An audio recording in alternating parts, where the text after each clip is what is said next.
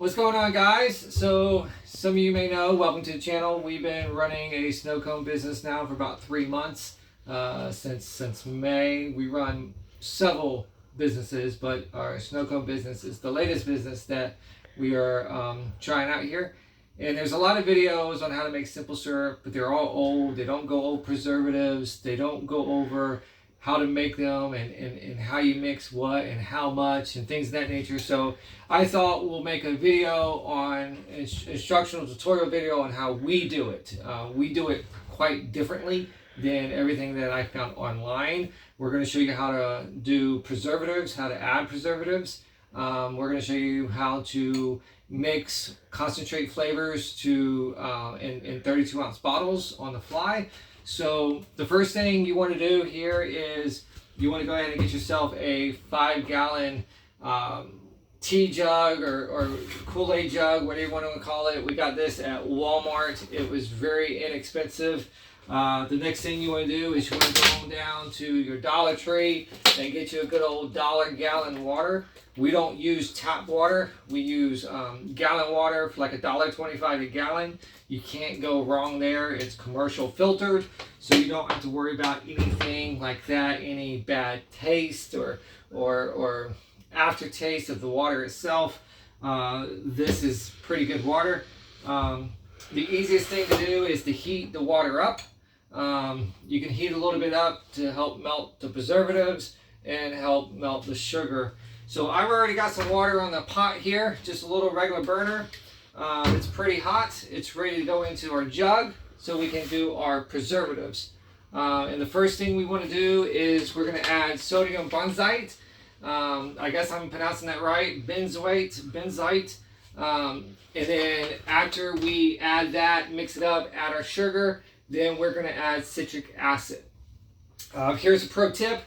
You never want to add your citric acid and your sodium benzoate at the same time.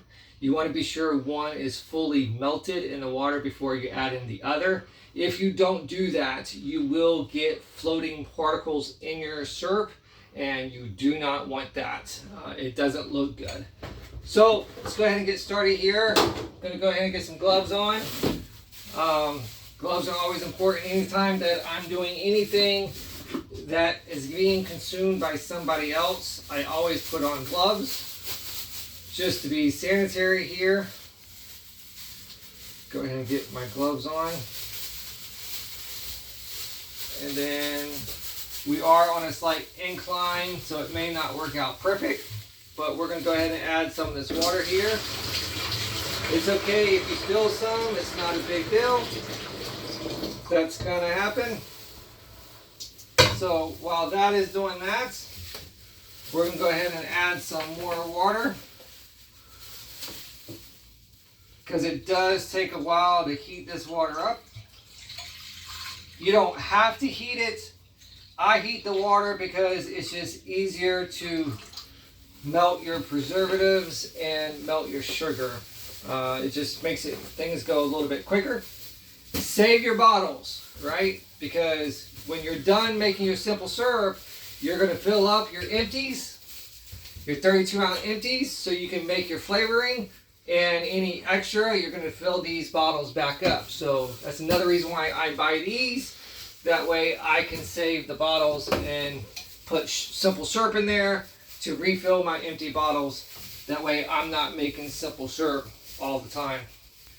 So we're going to come over here while this is heating up here. I'm going to go ahead and measure out my preservatives.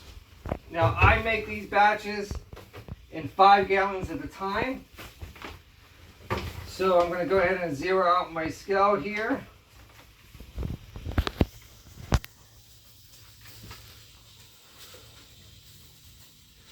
If I can get this open here. And then I'm going to measure 1 ounce of sodium benzoate, or however it's called. 0.6, 0.7, 0.8. There you go. 1 ounce. You want to get a close shot of that? There it is, 1 ounce. of this here. Now you can buy this from any of your supply houses or Amazon, wherever. We're just going to go ahead and add that. And then we're going to take our trusty food grade mixer. Go ahead and get that mixed up. We want to be sure that this is good, mixed, and melted. We don't want this to interact with our other citric acid preservative when we add that in later. So we want to be sure that this is good and melted here. So we're just going to give that a second and let that melt.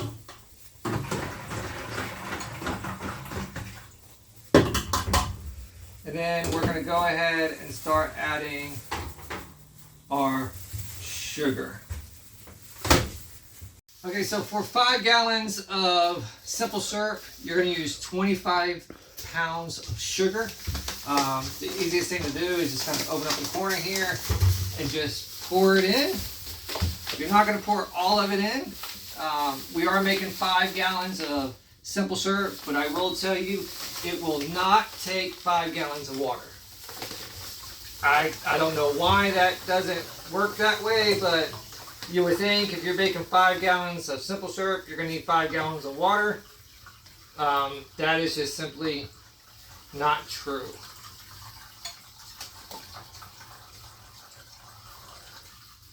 Okay, we're just going to add a little bit at a time here. Try not to spill it all over the place. Once you add some, you're going to stir it. While this is melting, I've already have another pot of water on the burner, getting it warmed up. So I'm going to mix in this sugar the best I can, and I'll get back with you in just a second. Okay, so I've been adding more sugar to the water as I stir, trying to get it melt down. I think the water that I have in there is already melted as much sugar as it can possibly melt. So we're going to go ahead and add this water that's been on the burner heating up. So we can go ahead and get that added here. You're going to spill, it's part of life. Go ahead and get that added. Now while that's doing that, we're just going to add some more water. Go ahead and get this started, getting this heated up.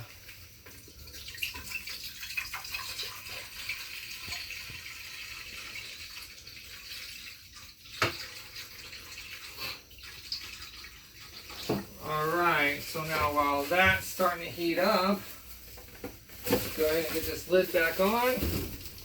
We're going to go ahead and add the rest of this 25-pound bag of sugar.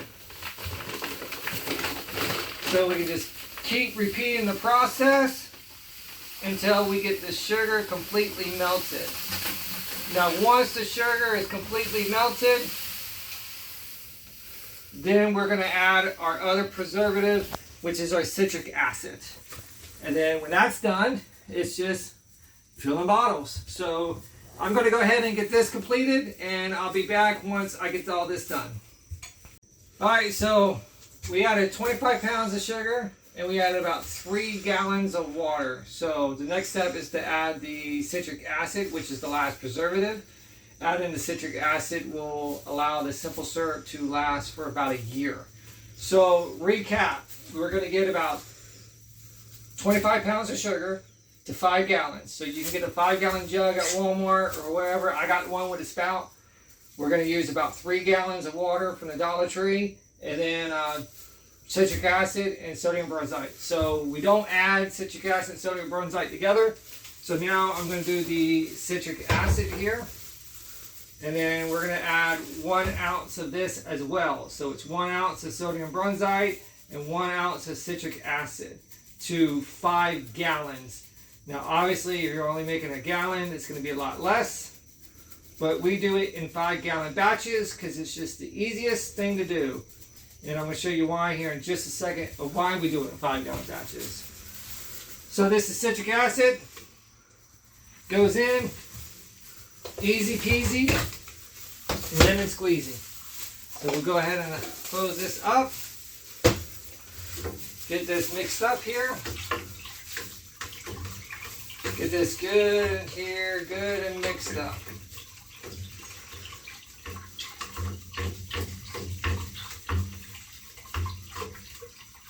Alright, so we're going to let this sit for about, I don't know, maybe 15 minutes or so, just to be sure that everything's good and melted and there's no sugar at the bottom or anything like that. So we're just going to let it sit for about 15 minutes. And then I'm going to show you why I got one with a spout on it rather than one without a spout. So I'll see y'all guys in just a second. For me, it'll be 15 minutes. For you, it'll be just a second. Alright, so we let our simple syrup sit for about 15 minutes. So now what we're going to do is we're going to take all our spare bottles that we have, and then we're going to fill them up with the simple syrup that we just made. That way we're not trying to lug this thing around. It's easier just to have little spare bottles. Our extra syrup that we don't have bottles for, we'll put it back in this jug. That way we'll have simple syrup on hand here in the concession stand in case we need it. We can fill up a bottle real quick and then make our flavor from that bottle. So it's a lot easier to carry around this than this big old jug. We just use that big old jug for mixing purposes, but we store everything in portion size. So it's pretty simple. We're just gonna turn it on and then let the bottle fill up to about the neck. And then once we get our bottles all filled up and we get this emptied, make our flavoring by the bottle rather than making it in gallon jugs. So we're just gonna go ahead and just grab another bottle real quick here. And the syrup will lighten up. It's still dissolving a lot. I mean, it's mixed up good enough that I can go ahead and start pouring. But it will lighten up. It won't be this dark. You know, and for me personally, I always keep about 9 bottles of syrup on hand that doesn't have any concentrate in it. Just in case for like big events, festivals, you'll go through a lot of syrup. You know, so I always keep about 9 or 10 bottles of just raw simple syrup, just so I can make flavoring on the go. But it's all going to really vary on how busy you are. We only offer about 15 flavors, so we keep about 9 bottles on hand. And as we start running empty, we'll make 5 gallons of simple syrup, if that makes any sense to you. If you have any questions or comments, or if you have any questions, leave a comment. I will try to answer them the best I can. As you see, 5 gallons goes pretty quick here. We can just make these real quick. I'm going to finish this off. Once again, all the syrup that doesn't fit in the bottles, I'll put back in these jugs. That way I'm not constantly making 5 gallon batches. I only make it when I need it. So I'm going to go ahead and finish filling these up here, and then I will come back and we will add flavoring. I was going to split this up in 2 videos, but I think I'm going to end up just making 1 video. So I'm going to get all of my bottles filled, and then we'll come back and then we'll add concentrate, and I'll show you how we do that. Alright, so I took our 5 gallon of simple syrup and I condensed it down into bottles. This is what we typically store, so we're not storing this big old 5 gallon jug.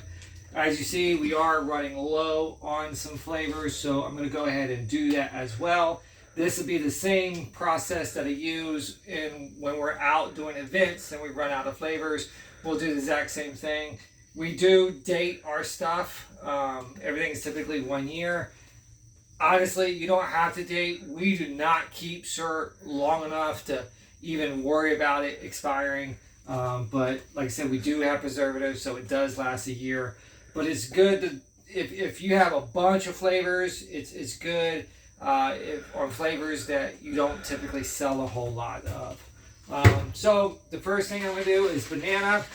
We're going to go ahead and shake up our concentrate, grab our scale, turn on our scale, and we always need to tear it out with the, we use a shot glass, but we're just going to go ahead and fill this up. 1 ounce of concentrate per our vendor per 32 ounces. This is a 32 ounce bottle. I added just a little bit too much here in this one, but I think it'll be okay. So this is going to be banana. We just take it here and use a funnel, pour it in,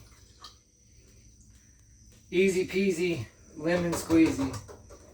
Put our cap on, and then we shake it vigorously. I'm gonna go rinse this out so we can use another flavor. All right, so I got these rinsed out. I'm ready for our next flavor. Once again, there's a banana, got the label on it and everything. Now, that was pretty simple because the bottle already had simple syrup in it, like our French vanilla. But what if you completely run out? Let's say you're doing a festival or some type of event, and example, bubble gum. We're completely out of bubble gum, but we do have a bunch of bottles. So the way we do this in this type of scenario is pretty much the same thing with one slight differences. We'll take our bottle of simple syrup. Actually, I have an older bottle over here. We'll take the oldest bottle of simple syrup we have. This one's the oldest. This is not off the fresh batch. We'll go ahead and we'll measure. Let me get the bubble gum here. We'll measure 1 ounce of our concentrate. Be sure you shake it. These little shot glasses, they're super cheap. Typically, this top line would be 1 ounce. Go ahead and tear the scale out. Let's do this, measure 1 ounce.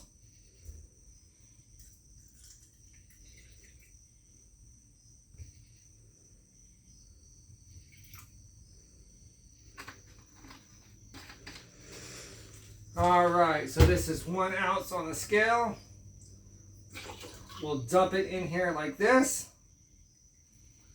We'll take our empty bottle. This is what we just finished off. We'll change it over. I know this seems kind of counterintuitive here or counterproductive, but we always like to use the bottle because these bottles have labels on it. The labels we use are extremely sticky.